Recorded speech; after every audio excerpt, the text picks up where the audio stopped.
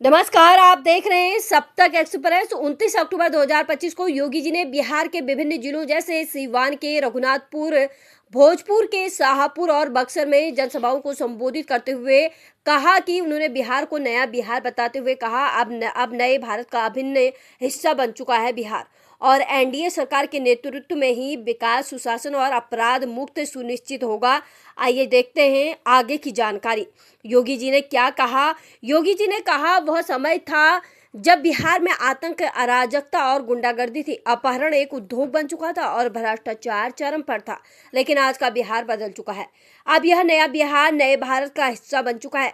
उन्होंने एनडीए की double engine सरकार, केंद्र और राज्य स्तर पर को इसका श्रेय दिया, जिसमें नीतीश कुमार का नेतृत्व, चिराग पासवान का युवा जोश और अन्य सहयोगियों की भूमिका महत्वपूर्ण बताई।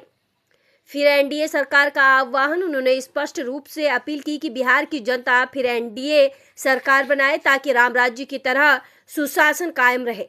बक्सर में उन्होंने विपक्ष, आरजेडी, कांग्रेस, सपा को अपराध की फैक्ट्री और विकास के बैरियर कहा, जबकि एनडीए को सुशासन और राष्ट्रवाद का प्रतीक बताया। सीवान, शहाबुद्दीन के गढ़ में बुलडोजर मॉडल का जिक्र करते हुए बोले, अपराधियों के प्रति जीरो टॉलरेंस, जो बची जाए यूपी का बुलडोजर पूरा कर देगा। योगी जी ने एनडीए सरकार की योजनाओं का हवाला दिया। अच्छी सड़कें, मेडिकल, इंजीनियरिंग कॉलेज, एयरपोर्ट, रोजगार, 50 लाख से अधिक नौकरियां और पलायन रोकना।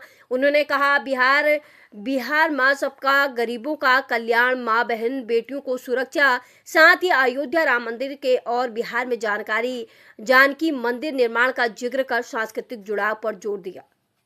बिहार विधानसभा चुनाव 2025 में एनडीए, बीजेपी, जेडीयू, एलजेपी आदि और महागठबंधन आरजेडी, कांग्रेस आदि के बीच कड़ा मुकाबला है। अमित शाह ने भी नीतीश कुमार को एनडीए का सीएम के फेस घोषित किया, जबकि राजनाथ सिंह ने विपक्ष पर निशाना साधा। योगी जी की ये सभाएं एनडीए के स्टार प्रचारक के रूप में बिहार के सीमावर्ती और प्रभावशाली क्षेत्रों पर फोकस करती है, जहां जय श्री राम और हर हर महादेव के नारे गूंजे। आज उत्तर प्रदेश राम राज्य के नए युग में प्रवेश कर चुका है। आज अयोध्या धाम दुनिया की सुंदरतम नगरी में स्थापित हो गया है। कितने लोग अयोध्या गए? अयोध्या अच्छा लगा ना? विकास दिखाई दिया ना? काशी में काशी विश्वनाथ धाम कितने गए? आप मुझे बताओ, मोदी जी प्रधानमंत्री हैं और डबल इंजन की भाजपा की सरकार है, तभी ये काम हो पा रहा है ना? क्या ये काम कांग्रेस और उसके पार्टनर कर पाते क्या? अरे सब तो डकैती डालने वाले लोग हैं।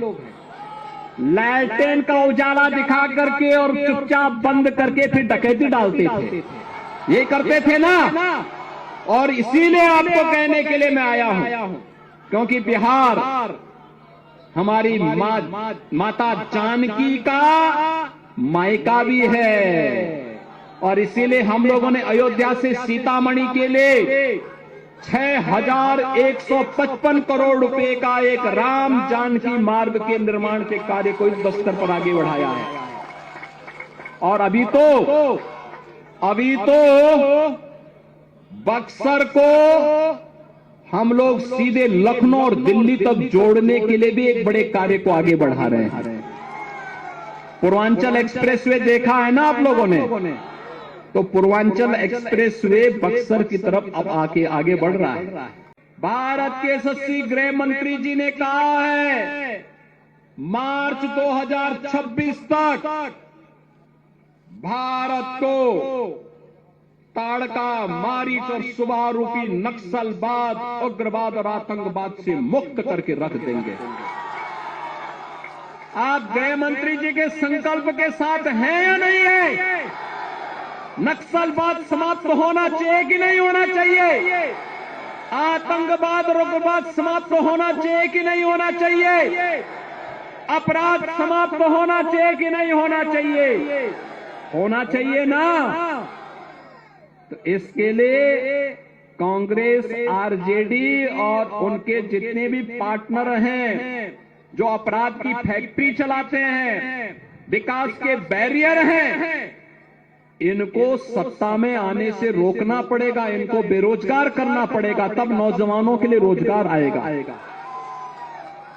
आएगा ना। और ये करने के लिए तैयार है ना। देखो उत्तर प्रदेश में भी डबल इंजन की सरकार है, तो हम लोगों ने कैसे वहां कार्य किया। वहां जितने बड़े माफिया थे सारी की सारी, ज्यादातर लोगों के जहन्नुम के टिकट कट गए।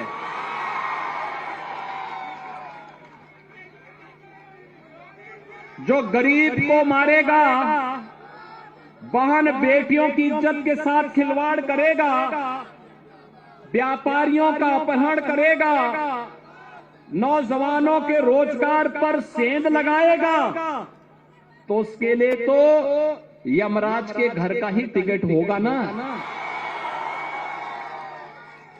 और दूसरा, उनके खानदान ने भी जितनी प्रॉपर्टी बनाई होगी अवैध तरीके से, गरीबों का शोषण करके, अपहरण करके, हमारी सरकार ने, डबल इंजन की भाजपा की सरकार ने उस पैसे, उस पूरी प्रॉपर्टी को अपने कब्जे में लेकर के गरीबों के लिए आवास बना डाली। गरीबों के लिए आवास, हर गरीब को आवास मिल रहा है।